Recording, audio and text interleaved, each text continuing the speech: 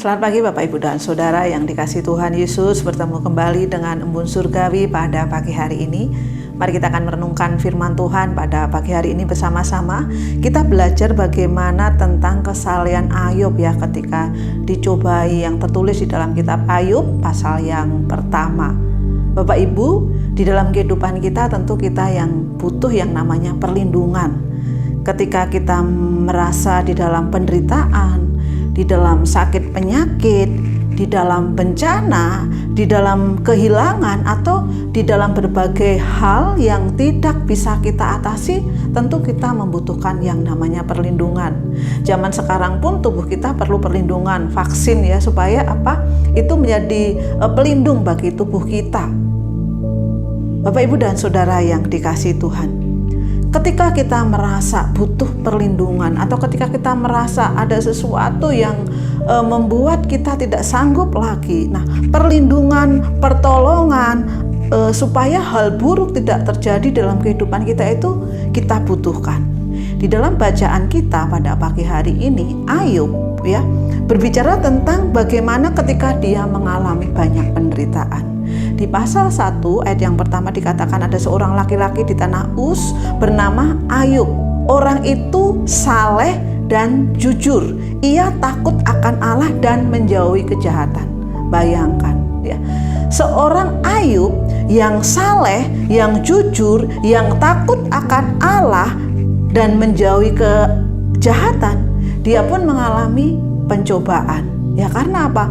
Kita melihat bagaimana iblis tidak suka melihat Ayub yang demikian saleh, Ayub yang demikian jujur, Ayub yang demikian takut sama Tuhan ini, sehingga dia minta izin ya kepada Tuhan, ya mungkin karena kekayaannya, karena berkat yang berlimpah-limpah dan semakin besar kekayaannya, hal itu yang membuat membuat Ayub ini menjadi saleh.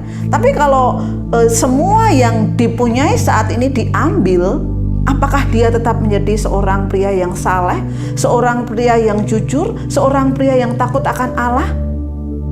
Bapak Ibu dan Saudara yang dikasihi Tuhan, hal bertubi-tubi menyerang Ayub. Hal ini menguji kesetiaannya ya. Yang pertama kita melihat bagaimana waktu itu Ayub dicobai luar biasa. Ketika Yang pertama, lembu sapinya serta penjaganya itu dirampas oleh orang Seba ya. Padahal pada waktu itu dia mempunyai 500 pasang ya lembu dan juga keledai, 500 keledai betina aja ya. Dikatakan pada waktu itu Ayub adalah orang yang sangat kaya, bahkan terkaya di daerah timur.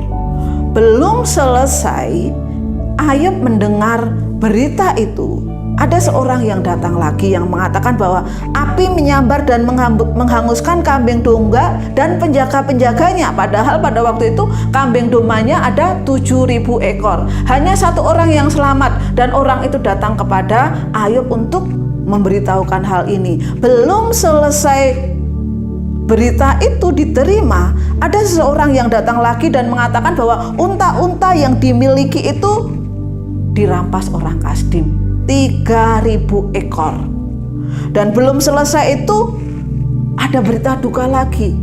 Ketika semua anaknya, ke-10 anaknya, 7 laki-laki dan 3 wanita harus meninggal dunia. Karena apa? Karena angin ribut dan rumahnya hancur dan semuanya menjadi habis. Bapak Ibu bisa bayangkan, di dalam sekejap ya, di dalam sekejap saja harta yang dimilikinya habis, anak kesayangannya meninggal semua. Tentu hal ini akan sangat menyedihkan atau membuat seharusnya Ayub itu ya nggak percaya sama Tuhan. Tetapi kita melihat bagaimana kesalehan Ayub ini ya. Kita melihat ya, apakah Ayub yakin dengan perlindungan Tuhan itu? Bapak Ibu dan Saudara yang dikasihi Tuhan, kita melihat di dalam kehidupan sehari-harinya Ayub, dia adalah seorang yang saleh dan jujur. Ini terbukti ketika Ketika Ayub bersikap kepada keluarganya, sehingga ketika anak-anaknya mengadakan pesta pora, besoknya Ayub ini menyembelih kurban bakaran, kemudian memberikan itu kepada Allah untuk minta pengampunan. Dan kita melihat bagaimana Ayub demikian memperhatikan kehidupan jasmani dan juga rohani di dalam keluarganya.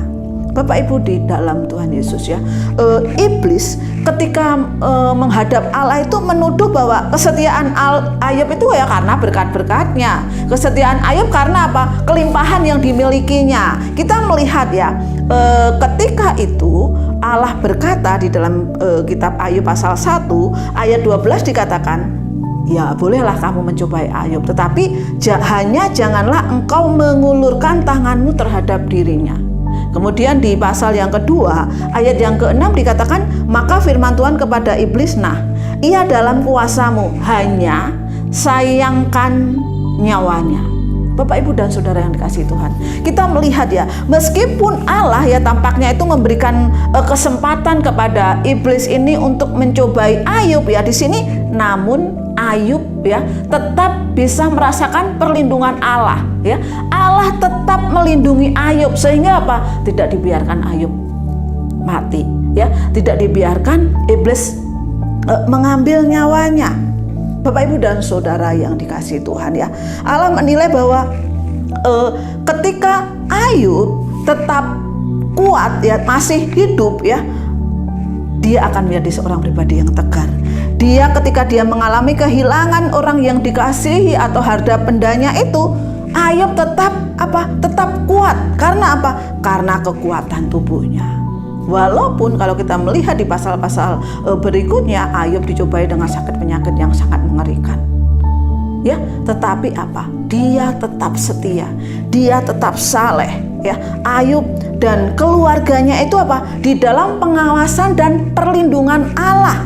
Ya, perlindungan Allah yang sama seperti dinyatakan di dalam kitab 1 Korintus pasal 10 ayat 13. Pada waktu itu Paulus mengatakan, pencobaan-pencobaan yang kamu alami ialah pencobaan-pencobaan biasa yang tidak melebihi kekuatan manusia.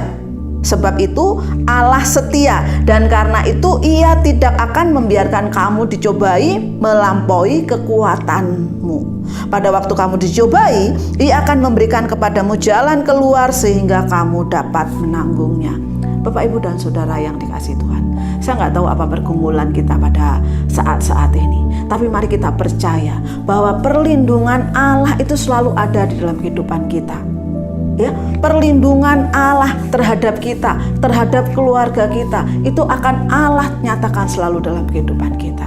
Dan biarlah bersama dengan Ayub pagi ini kita belajar kepadanya bahwa Allah tetap mengasihi Ayub, bahwa Allah tetap melindungi, dan Allah tetap menyayangi Ayub. Selamat pagi, Tuhan Yesus memberkati.